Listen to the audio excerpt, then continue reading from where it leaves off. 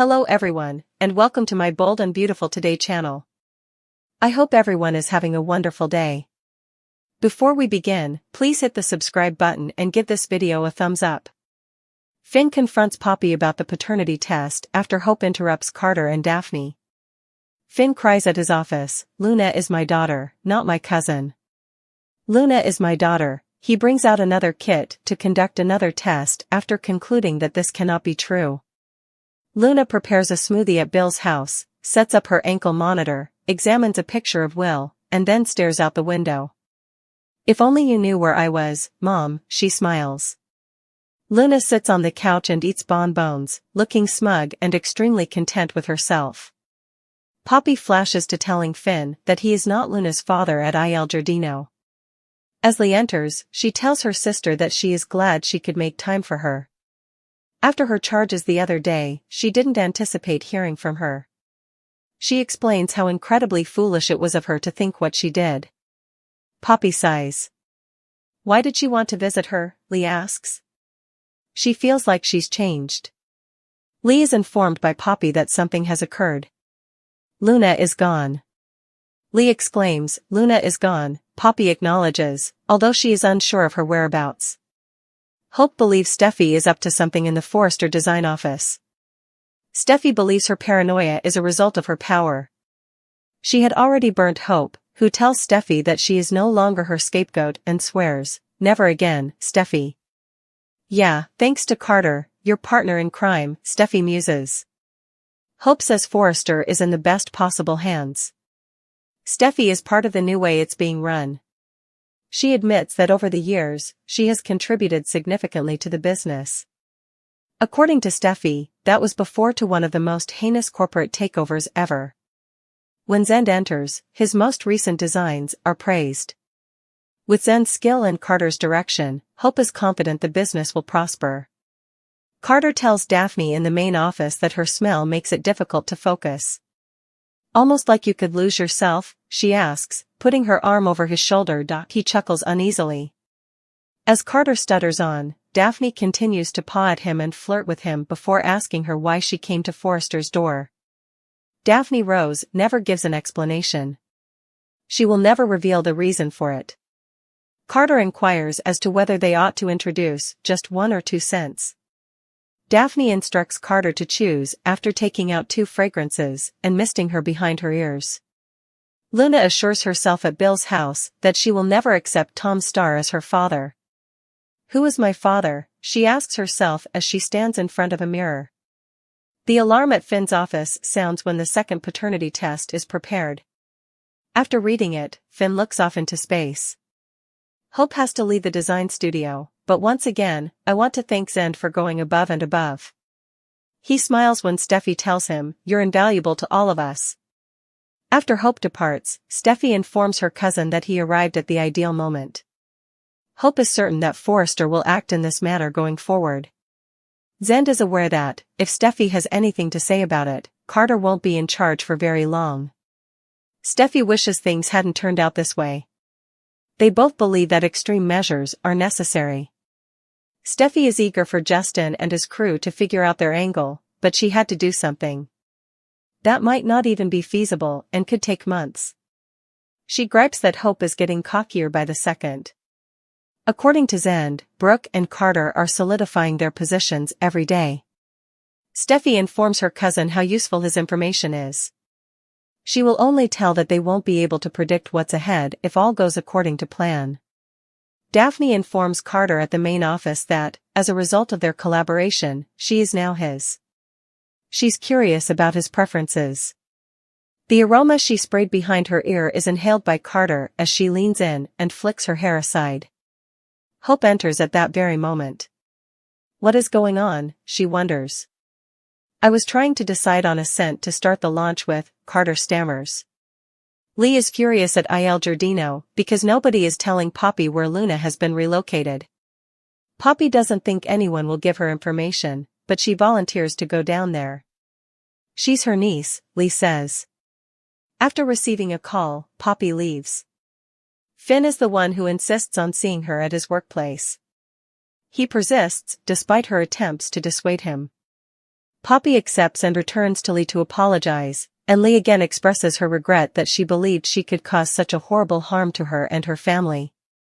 Finn waits for Poppy while stewing in his office. He instructs her to shut the door when she gets there. She wants to talk first. Now that they are aware that Tom is not Luna's father, she is aware that he has many questions. They had nothing to be embarrassed of, yet it brought back memories of the night they spent together all those years ago. They cared about one another, despite having no biological ties. What they had in common was lovely and unique. She hopes that's how he recalls it as well. She rattles off his successes and says they've moved on. And Finn, that can't happen if you keep on thinking about that night and asking questions. She has an opportunity to make amends with her sister, but nobody can find out. Finn takes the test stick out of his drawer. She had already informed him that Luna could not possibly be his daughter. "Don't you want to know what it says?" asks Finn. He tells her that she made a commitment to be truthful and honest. He had faith in her. "Up until you lied to me, he had no regrets about that evening." "My cousin is not Luna." "She's my daughter," sobs Poppy. "Luna is my daughter," Finn reiterates. "The father is me." Hope interrupts Carter during a private moment with Daphne, and Finn confronts Poppy with the paternity test results. Carter found Daphne irresistible, Poppy was stonewalled in prison, and Finn confirmed that Luna is his daughter, shattering his world. Finn continues to realize in his workplace that Luna is his daughter. He does another test after concluding that this must be incorrect. He runs it, looks at the result, and then just stares. Luna gets herself a drink at Bill's and walks about the room. "Mom," she smiles to herself, "if only you knew where I was." Join SoapSpoilers.com as a subscriber. Receive SoapSpoilers.com's most recent post updates and more directly in your inbox. Poppy remembers telling Finn that Luna is not his daughter at Il Giardino. She is joined by Lee. After all the terrible things she accuses her of, she was shocked to receive an invitation. One day, she hopes, she will forgive her. Her lip is bitten by Poppy. "Luna is missing," she says. Her sister finds this ridiculous and finds it hard to understand. Finn contacts his aunt and insists that she visit him right away in his office. Poppy tells her sister that she must go because of an unforeseen circumstance. For believing she might betray her in her own house, her sister apologizes once more. Poppy grins artificially. Finn fidgets with his fingers while sitting at his office. He asks Poppy to lock the door when she gets there. She is certain that his brilliant mind is racing with ideas, which is why they are considering their night together. Since they are not blood relations, their actions were acceptable. She had always recalled it as lovely and enchanted. He has a lovely family, and they have moved on. If he starts asking questions, she won't have the opportunity to mend her relationship with her sister. She reiterates that Luna cannot possibly be his daughter when he produces the paternity test. He claims that he believed he could trust her and that he never regretted their evening together. However, she misled him. His daughter is named Luna. Hope accuses Steffi of doing something in the Forrester design office. She won't get burned by her too many Mandy times again. Steffi is aware of their controversial past. Hope declares that she will no longer be used as a scapegoat. Steffi responds, "Thanks to Carter, your co-conspirator." They quarrel over who should be where and their animosity with the Logans. Everyone, including Steffi, deserves respect, according to Hope. Zend, wearing a yellow cowboy shirt with butterflies on it, interrupts. Steffi tells him he's invaluable, and Hope thanks him for his dedication to Forrester. Steffi claims to have arrived just in time as Hope leaves. She was going crazy. They talk about the scheme to harm Carter and Hope. He's sure they'll release them shortly. Although they wish it hadn't come to this, the times demand extreme means. Hope and Carter are increasing their influence and transforming the business into something it is not every day. He wishes she will elaborate on the strategy for him. According to her, Hope and Carter won't realize what's about to happen until it's too late. Carter chuckles uneasily in the office as Daphne rests her arm on his shoulder, allowing him to take a deeper breath. He tries to discuss the scent, but she pats his chest and says they can discuss the specifics later. What led her to Forrester's door, he asks. She claims that she never gives an explanation. Daphne will never reveal the cause.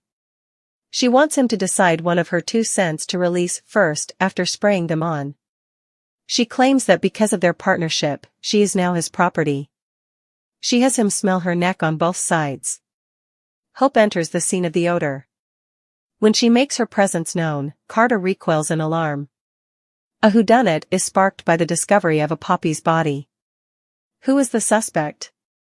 What had once been a world of luxury, secrets, and controversy was transformed into a full-fledged crime scene when Poppy's lifeless body was discovered, sending shockwaves across Los Angeles' elite circles. Once the pinnacle of sophistication, the Forrester estate was now teeming with detectives, their keen eyes searching for the tiniest information that could blow the case apart. Not only was Poppy's death tragic, but it was also a mystery, a jigsaw with many possible culprits, betrayals, and hidden agendas.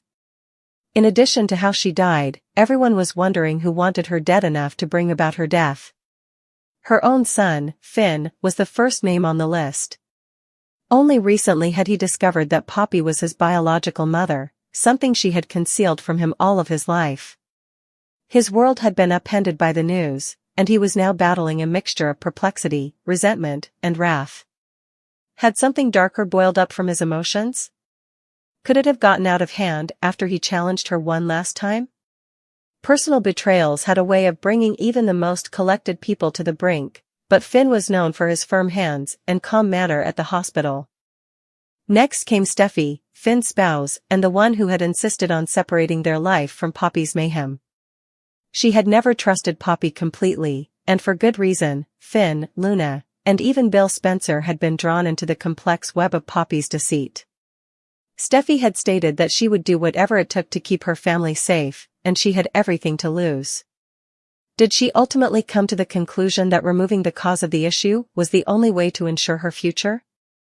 Another suspect was Poppy's cherished daughter, Luna. Despite their seeming closeness, recent disclosures had completely rocked Luna. She had been in a state of mental turmoil after learning that Finn was her father, and Poppy had been the target of the deceit.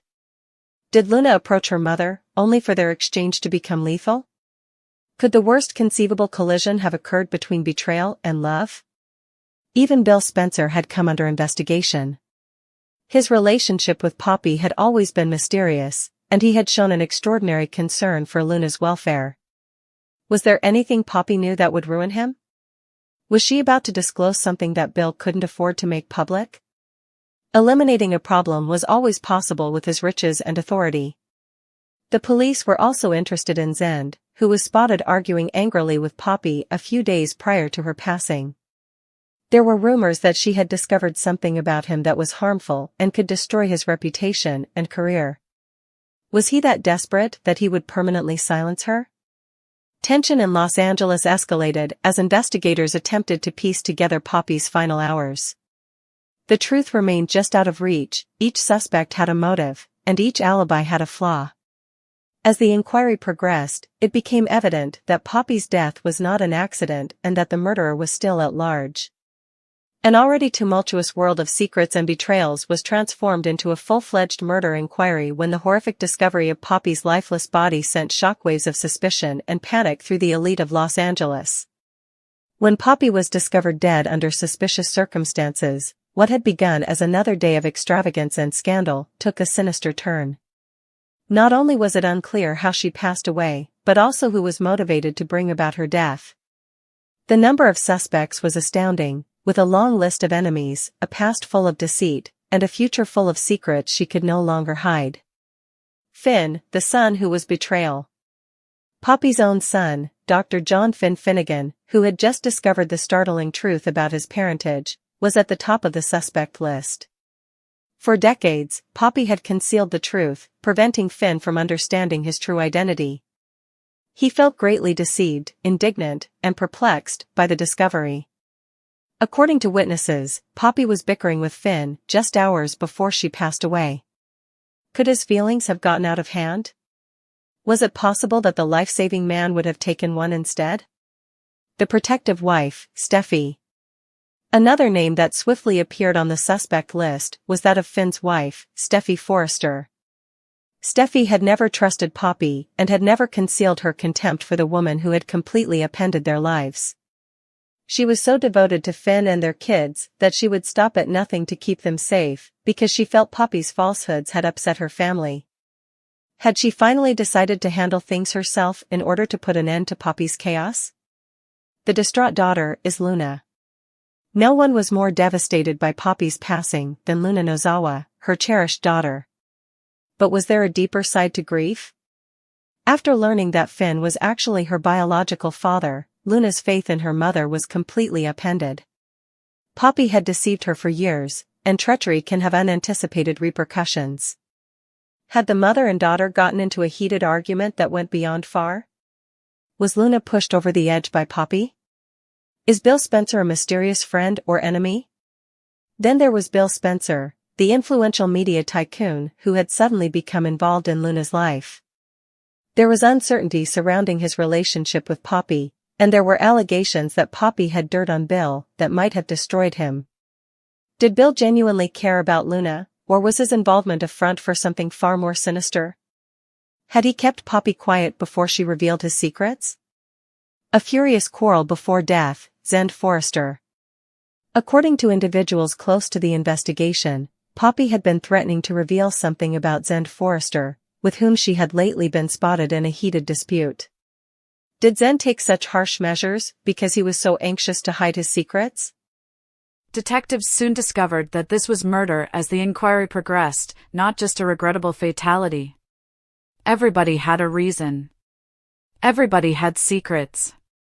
And one of them was a murderer. Finding the truth before the killer could retaliate was the race to the finish. An already tumultuous world of secrets and betrayals was transformed into a full-fledged murder inquiry when the horrific discovery of Poppy's lifeless body sent shockwaves of suspicion and panic through the elite of Los Angeles. When Poppy was discovered dead under suspicious circumstances, what had begun as another day of extravagance and scandal took a sinister turn. Not only was it unclear how she passed away, but also who was motivated to bring about her death. The number of suspects was astounding, with a long list of enemies, a past full of deceit, and a future full of secrets she could no longer hide. Finn, the son who was betrayal. Poppy's own son, Dr. John Finn Finnegan, who had just discovered the startling truth about his parentage, was at the top of the suspect list. For decades, Poppy had concealed the truth, preventing Finn from understanding his true identity. He felt greatly deceived, indignant, and perplexed by the discovery. According to witnesses, Poppy was bickering with Finn just hours before she passed away. Could his feelings have gotten out of hand? Was it possible that the life-saving man would have taken one instead? The protective wife, Steffi. Another name that swiftly appeared on the suspect list was that of Finn's wife, Steffi Forrester. Steffi had never trusted Poppy and had never concealed her contempt for the woman who had completely upended their lives.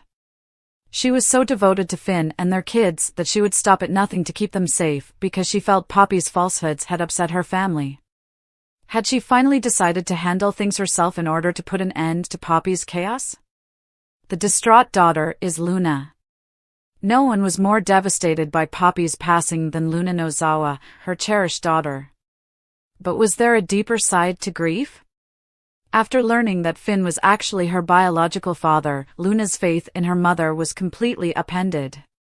Poppy had deceived her for years, and treachery can have unanticipated repercussions. Had the mother and daughter gotten into a heated argument that went beyond far? Was Luna pushed over the edge by Poppy? Is Bill Spencer a mysterious friend or enemy? Then there was Bill Spencer, the influential media tycoon who had suddenly become involved in Luna's life.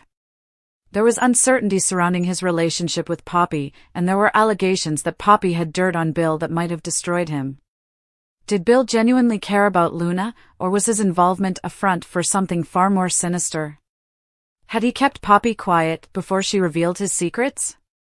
A furious quarrel before death with Zend Forrester.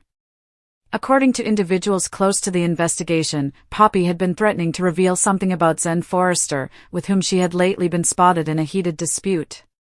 Did Zen take such harsh measures because he was so anxious to hide his secrets? Detectives soon discovered that this was murder as the inquiry progressed, not just a regrettable fatality. Everybody had a reason. Everybody had secrets. And one of them was a murderer. Finding the truth before the killer could retaliate was the race to the finish. Although Luna Nozawa had always been on the brink, she had gone too far this time. A calculated gamble has turned into a high-stakes game where the outcome may mean the difference between life and death. Although she had previously made enemies, the danger this time was beyond anything she had ever encountered. Now, Electra found herself in the center of Luna's careless gamble as an unwilling pawn. Luna's discovery of a secret she was never supposed to know, one that influential people would kill to keep hidden, was the beginning of it all. Did it have to do with her real parents? Or was there a more serious threat?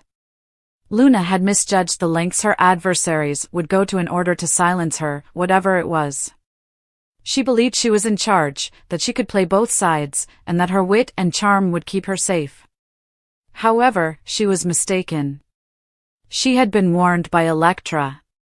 Luna, you have no idea what you're up against. Get out while you can.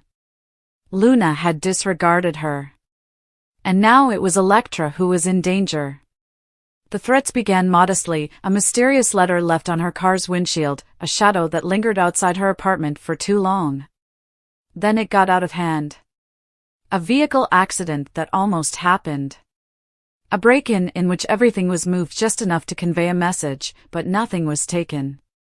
The walls were creeping in on Luna, who had believed she was impenetrable. What about Electra? She was in the line of fire. Electra was aware that she was being pursued as she dashed through the shadowed streets, her breath coming in short gasps. She was being pursued, not because of her actions, but because of what Luna had forced her into. Was she going to survive? Or had Luna already met her demise with her lethal game? This wasn't over, that much was clear. What comes next? It could be Electra's final moment.